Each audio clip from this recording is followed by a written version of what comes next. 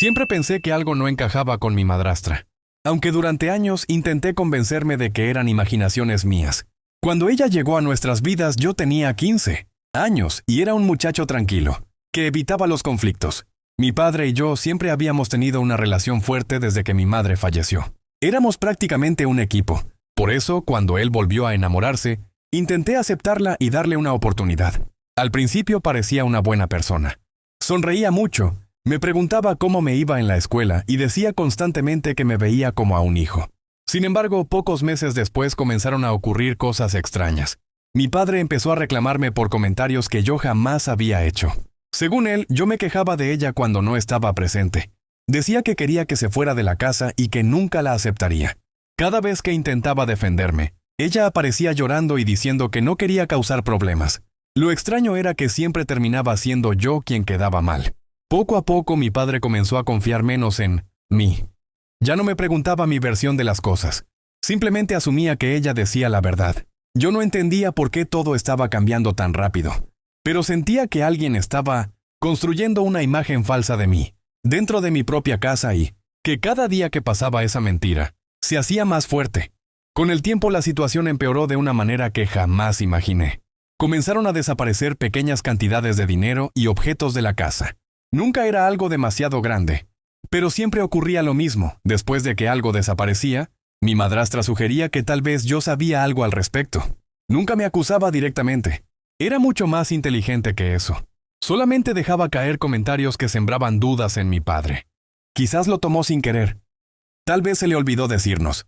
A veces los jóvenes hacen cosas impulsivas, frases aparentemente inocentes que terminaban destruyendo mi credibilidad. Mi padre comenzó a revisar mis cosas cuando yo no estaba.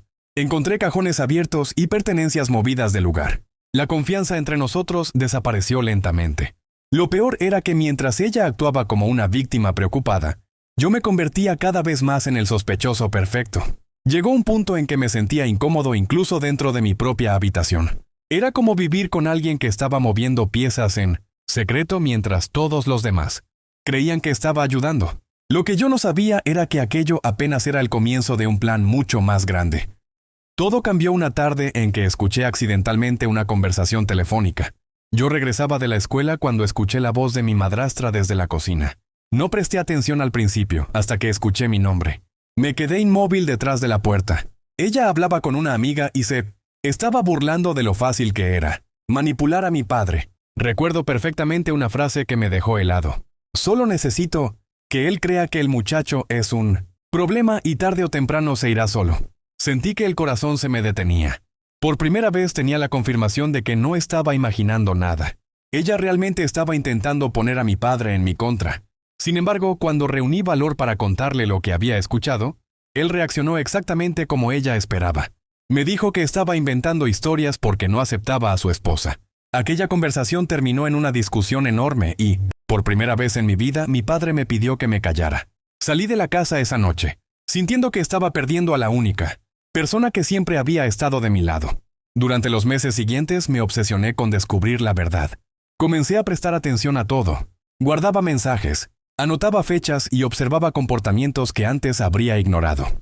Fue entonces cuando empecé a notar algo extraño relacionado con las finanzas de la familia. Mi padre siempre había sido cuidadoso con el dinero, pero de repente parecía tener problemas económicos constantes.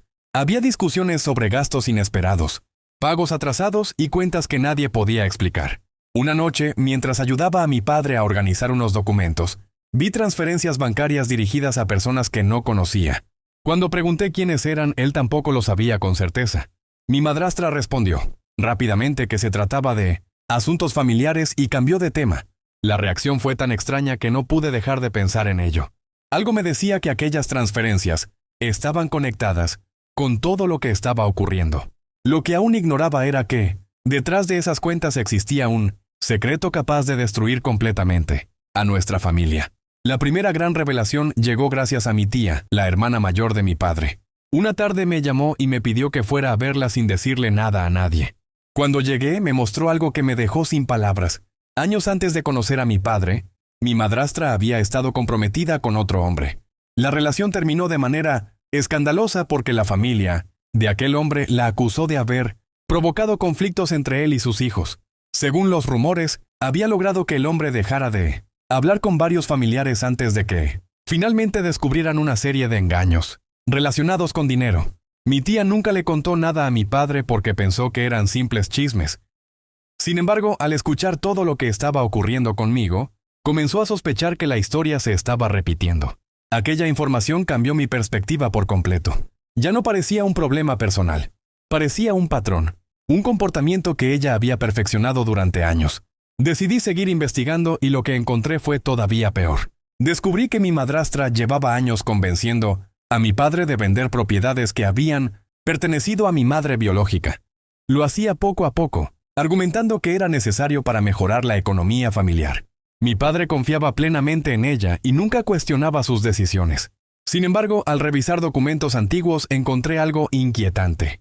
Varias de esas propiedades habían sido vendidas por debajo de su valor real a personas relacionadas con familiares de mi madrastra.